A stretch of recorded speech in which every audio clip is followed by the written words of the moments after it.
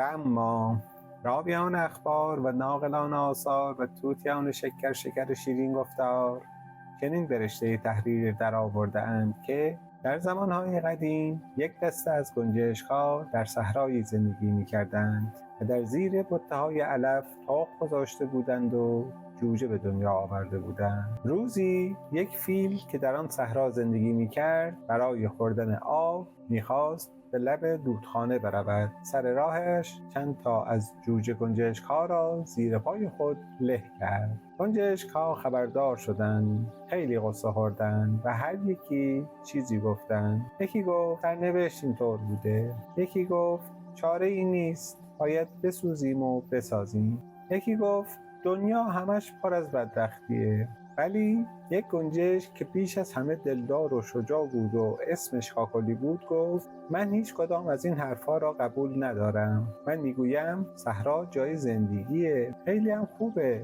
ولی زندگی باید حساب داشته باشه. فیل نباید جوجه گنجشکا رو لگدمال کنه. گنجشکا گفتن خب نباید بکنه ولی حالا میکنه. ما باید جای خودمون رو عوض کنیم و بریم یه جای دیگه که فیل نباشه. کاکلی گفت این که نمیشه، از هر کسی تا یه دشمن داشت فرار کنه بره جای دیگه.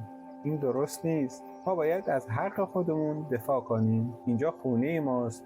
ما باید از شر دشمن حفظش کنیم. چرا ما باید جای خودمون رو عوض کنیم؟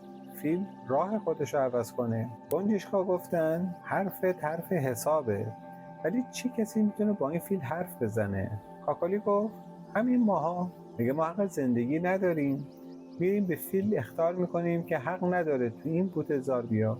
گنجشک‌ها گفتن خب اگه فیل قبول نکرد، اگه لج کرد، بدترش کرد، اون وقت چه کار باید کرد؟ کاکلی گفت اگه فیل حرف حساب رو قبول نکنه بلایی بر سرش بیاریم در داستان‌ها بگویند. حرف ما حرف حسابه و همه خلق خدا از ما طرفداری میکنن. گنجشک‌ها خندیدن و گفتن تو چرا اینقدر حرفای بزرگ بزرگ میزنی؟ ما که نمیتونیم با فیل در بیفتیم. کاکلی گفت چرا؟ اگه همه با هم متحد باشیم میتونیم. فیل که هیچی، از فیل گنده‌ترش هم اگر ما زور نشنویم نمیتونه به ما زور بگه. گفتن ما حاضریم، تو بگو چه کار کنیم. کاکلی گفت بذارید اول من برم اتمام حجت کنم و حرفم رو به فیل بزنم. کاکلی پرواز کرد و اومد پیش فیل و گفت ای فیل، امروز وقتی میرفتی آب بخوری از بوته‌زار رد شدی و چند تا از جوجه های ما رو زیر پات لگدمال کردی. اینو میدونی یا نمیدونی؟ فیل گفت چه فرقی میکنه که بدونم یا ندونم؟ کاکلی گفت فرقش اینه که اگه نمیدونستی و نفهمیدی این کاریو کردی. کاکلی گفت فرقش اینه که اگه نمیدونستی و نفهمیدی این بدی رو کردی، از حالا بدون در حق ما ظلم شده.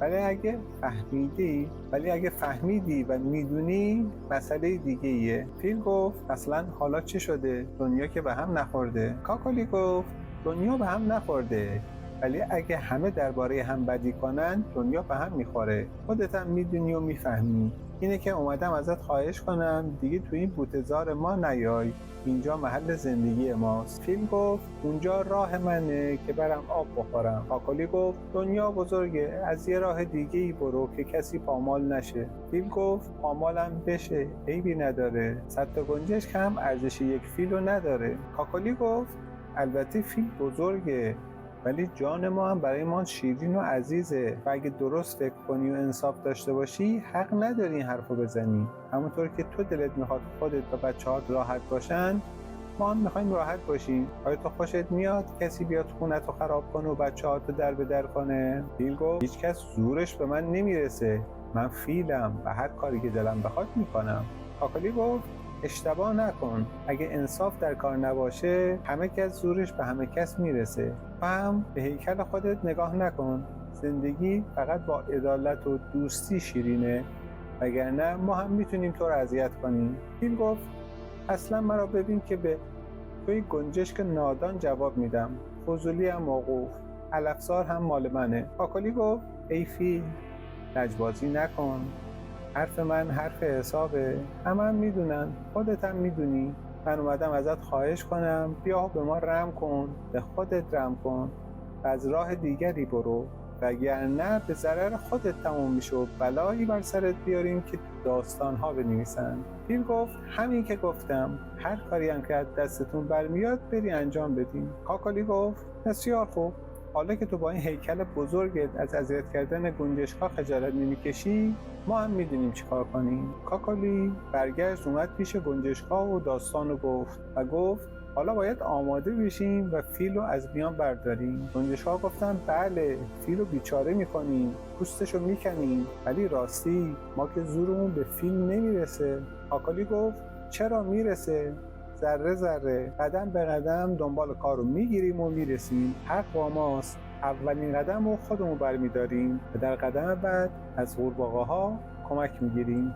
گنجشک‌ها خندیدن و گفتن کمک قورباغه‌ها دیگه تماشاییه. قورباغه‌ها که خودشون صد تا زیر پای فیل خرد و خاکشیر میشن. کاکالی گفت من همه فکراشو کردم. البته ما نمیتونیم با فیل بجنگیم. 1000 تا گنجشک هم زورش به یه فیل نمیرسه. ولی فیل پرواز بلد نیست و نمیتونه رو هوا ما رو پامال کنه. ما باید همه پرواز کنیم و ناگهان همه با هم بر سر فیل بریزیم، از چپ و راست و جلو و عقب. هر کسی دستش رسید و تونست زخمی به چشم فیل بزنه. همین که فیل نابینا شد بقیهش آسونه. تا وقتی این کار درست نشده هیچ کس حق نداره آرام بگیره. شروع کنیم. حمله گنجشک‌ها شروع شد. اطراف فیل رو گرفت و تا فیل اومد به خودش به جنبه چشمشو در آوردن. دیگه فیل جایی رو نمیدید. گنجشک‌ها جمع شدن و گفتن خب حالا بدتر شد. فیل غضبناک شد و تمام علفزار رو پایمال میکنه. کاکالی گفت نه، فیل حالا هیچ جا رو نمیبینه، تشنه هم هست. حالا نوبت کمک قورباغه هاست. کاکالی قورباغه ها رو صدا زد و داستان بی‌انصافی فیل رو شرح داد. قورباغه ها گفتن ما میدونیم، ما خودمونم از فیل در عذابیم. کاکالی گفت پس به ما کمک کنید، نصف کار رو ما درست کردیم، نصف دیگرش در دست شماست. کاکالی دستور داد. قورباغه‌ها جمع شدند، اومدن جلوی فیل و شروع کردن به قوقور صدا کردن. فیل تشنه بود. با خودش فکر کرد هر جا قورباغه هست آبم هست. چون چشمش نمیدید شروع کرد به پیش رفتن. قورباغه‌ها هم هی غرغر کردند و رفتند تا به یک چاله بزرگ رسیدند که خیلی گود بود و کمی آبگاران در اون جمع شده بود. آنها از دو طرف چاله رفتند و غرغر کردند. فیل هم به هوای آب پیش رفت تا اینکه به لب گودال رسید و در چاله افتاد و دیگه نتونست از چاله بیرون بیاد و گنجشک‌ها و قورباغه‌ها راحت شدند. آن وقت کاکالی به فیل گفت این صدای کسیه که انصاف نداره و به جان مردم رحم نمیکنه و دیگران رو کوچک میشماره. حالا اینجا باش تا من برم همونطور که گفتم بدم قصه گنجشک و فیل رو تو داستان‌ها بنویسن.